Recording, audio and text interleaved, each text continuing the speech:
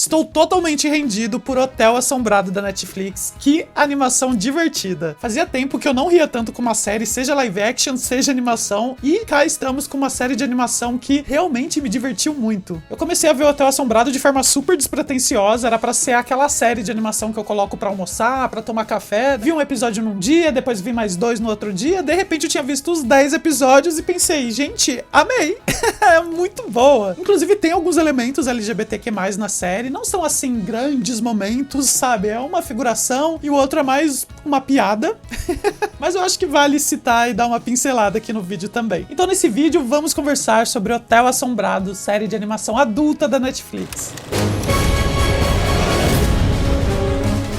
E aí, gente, tudo bem com vocês? Eu sou Dario Pato e Hotel Assombrado é uma série de animação adulta criada por Matt Roller, que foi roteirista de Rick e Morty. E eu adoro Rick e Morty, apesar de estar um pouquinho atrasado com a série, se eu não me engano, são umas 2 temporadas ainda que falta pra colocar em dia. E a série realmente tem uma pegada, tem muito do humor de Rick e Morty. Claro que é um outro universo, uma outra história, não é ficção científica, é terror, mas é um terror com bastante comédia. E é na comédia que a gente vê um humor que vai pra esse lugar de Rick e Morty, de Family Guy, de Futurama. É basicamente uma sitcom que tem como ambiente principal esse hotel assombrado. E basicamente na história a Catherine assume o Hotel Undervale, que antes pertencia a seu irmão Nathan, que morreu, e ela se muda pro hotel junto com seus filhos Ben e Esther. Porém o hotel é assombrado por demônios e fantasmas, inclusive o irmão da Catherine, o Nathan, é um espírito que fica ali no hotel também. E o divertido dessa história é que apesar de existirem esses demônios e fantasmas que ficam assombrando o hotel, a Catherine, o Ben e a Esther, que são os únicos 3 vivos que estão lá no hotel, não tem medo desses seres que ficam vagando por lá. Na verdade, eles convivem todos nesse ambiente de forma bem pacífica. Na verdade, não tão pacífica assim, porque a Catherine quer que eles saiam de lá.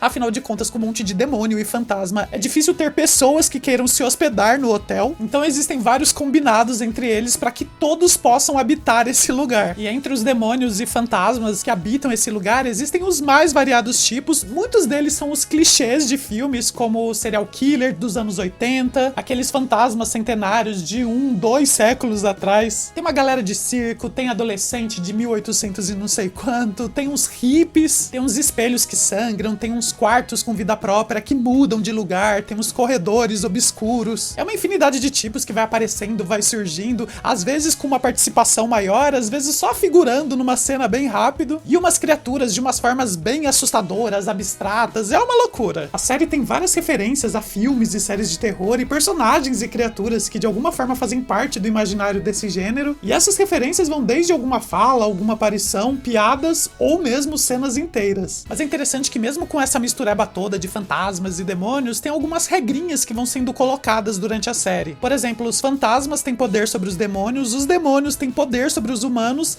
e os humanos, com as ferramentas certas, têm poder sobre os fantasmas. Como eles mesmos falam na série, é como se fosse aquela brincadeira do pedra, papel e tesoura. Além disso, os fantasmas perambulam ali pelo hotel e pelas redondezas quando eles têm um assunto inacabado. A partir do momento que eles resolvem esse assunto, eles vão para o plano seguinte, eles seguem em frente. E a gente vai aprendendo essas regrinhas no decorrer da série, e ela vai sendo utilizada mais de uma vez durante os episódios. Então não é algo colocado pontualmente para resolver alguma situação, é um elemento que continua, que prevalece durante a série. E o Hotel Assombrado não tem um arco da temporada, não é algo que a gente vai acompanhando com ganchos no final de cada episódio. São sempre episódios com umas 2 tramas que se fecham, se encerram nele próprio. Tem, claro, um ou outro elemento que acaba sendo utilizado em mais de um episódio, ou alguma traminha que acaba se estendendo um pouco mais, porém nada que vá culminar num grande clímax que vai mudar totalmente a história da série. Todas as séries que eu assisto, eu costumo ver sozinho, e o Rafa às vezes dá uma passadinha na sala pra ver o que eu tô vendo, ele pega um trecho de uma ou outra coisa, e enquanto eu tava assistindo Hotel Assombrado, às vezes ele via um ou outro episódio comigo e entendia do começo ao fim, mesmo não tendo acompanhado todos os episódios. Inclusive, em vários momentos eu chamava ele só pra ver uma ceninha específica que eu gostava muito da piada, eu precisava muito compartilhar com alguém, então eu chamava ele e falava, você tem que ver essa cena, eu mostrava lá pra ele, ele ia embora e é isso, entendia tudo. Mas o que a gente tem durante a série, que eu acho muito legal, é que em alguns episódios específicos a gente se aprofunda um pouco em alguns personagens e até conhece um pouco da origem dele, conhece um pouco do passado do personagem. Por exemplo, exemplo, a Catherine, que é uma mãe divorciada com 2 filhos e que há muito tempo não se relacionava com ninguém, tem um momento que ela tenta ter um encontro com outro homem. O Ben, que é um adolescente meio desajeitado, não tem muitos traquejos sociais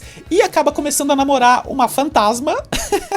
E esse namoro com a fantasma eventualmente aparece durante a temporada mais algumas vezes. A Esther, que é a filha mais nova da Catherine, é uma das melhores personagens da série e ela tá tentando mexer com magia sombria. E de todos os personagens, parece ser a que mais tem conhecimento sobre fantasmas e demônios. E tem um episódio que ela traz um morto de volta à vida, meio que pra colocar ele no lugar do pai ausente dela. E apesar de ser uma coisa bem absurda dela levar o zumbi pro colégio pra substituir o pai numa reunião, traz também um pouco de profundidade, um pouco mais de camadas de entendimento dessa personagem. E é interessante que essa figura paterna que o Ben e a Esther não têm, eles acabam projetando no tio Nathan, que é um fantasma, né, que já está morto e mesmo assim acaba sendo mais presente que o pai deles. E o Nathan é um personagem muito interessante e até misterioso, porque, como eu disse, ele era o antigo dono do hotel antes de morrer, e durante vários episódios a gente não sabe exatamente o motivo da morte dele. E aparentemente, antes de morrer, ele era uma pessoa meio isolada e afastada da família, e a partir da morte dele, com a vinda da irmã e dos sobrinhos, essa convivência tá mudando um pouco ele. E é engraçado que, como eu falei, quando um fantasma tem o seu assunto inacabado resolvido, ele segue em frente. E durante a série, eu fiquei torcendo pro Nathan não ter o seu assunto resolvido, porque eu não queria que ele saísse, eu não queria que ele seguisse em frente. Enquanto a família vai se aproximando e os laços vão se estreitando, eu falo, ai meu Deus, espero que não seja esse o assunto inacabado pro Nathan não seguir em frente. Num dos primeiros episódios, eles até comentam que talvez o assunto inacabado do Nathan seja o hotel fazer sucesso. E a Esther até comenta que nesse caso o tio então nunca vai seguir em frente. Espero que seja isso, sinceramente. Mas pra mim, sem dúvida alguma, um dos melhores personagens da série é o Abaddon, que é um demônio de milhares de anos que possuiu o corpo de um menino do século XVIII.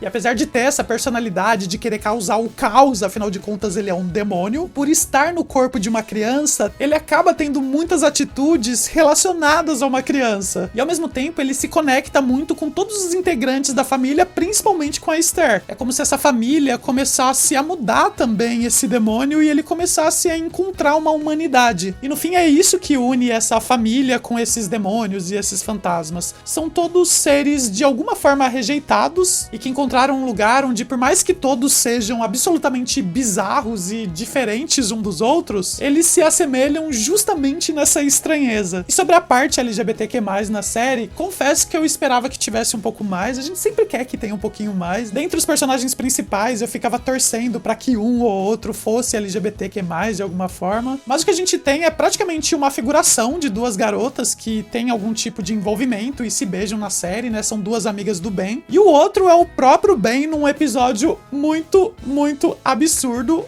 onde ele começa a se replicar. Existem vários Bens durante o episódio, e sei lá de onde ele tirou aquilo da cabeça dele. Ele acha que se eles se beijarem eles voltam a ser um só. Então, o Ben começa a beijar as outras versões dele, e é uma coisa doida que acontece. Inclusive com a mãe tendo que parar aquele momento, porque os beijos começam a ficar mais acalorados. Eu até falei, gente, Ben? Até fiquei me perguntando se o Ben, de repente, não poderia ser bissexual, sei lá, afinal de contas, né, ele tem uma namorada, apesar de ser uma fantasma, e depois estava muito querendo beijar a si próprio, né? Enfim, e sobre isso de supor que um personagem possa ou não ser LGBT, até pensei que o tio de repente pudesse ser, né, o Nathan, mas depois, quando a gente descobre como ele morreu, eu falei, talvez melhor não. A gente não sabe ainda, porque nessa primeira temporada, pelo menos, nada foi dito de nenhum relacionamento que o Nathan teve. Mas como eu falei, já que a morte dele foi daquele jeito, espero que fique por isso mesmo. A Netflix já confirmou que Hotel Assombrado foi renovado pra segunda temporada, menos de um mês antes da estreia da série. Então, aparentemente, o saldo pra Netflix de Hotel Assombrado foi bem positivo. No Rotten Tomatoes, a crítica tá com 73% de aprovação e 95% de aprovação do público, então é um sucesso. Então em breve teremos mais episódios desses demônios, desses fantasmas, desse hotel bizarro. E bom, aproveitando esse tema de terror, desse humor macabro, vou deixar um vídeo pra onde eu falo da família Addams, toda a trajetória da família Addams, desde a Charge até a série da Wandinha da Netflix. E um vídeo onde eu analiso o primeiro episódio de Knights of Guinevere, ou Cavaleiros de Guinevere, que não é comédia, mas é um terror psicológico muito bom, é uma animação muito boa, vale muito a pena assistir. Tem mais o que dizer? Não tem mais o que dizer. Nos vemos então num próximo vídeo. Beijos do Pato e tchau.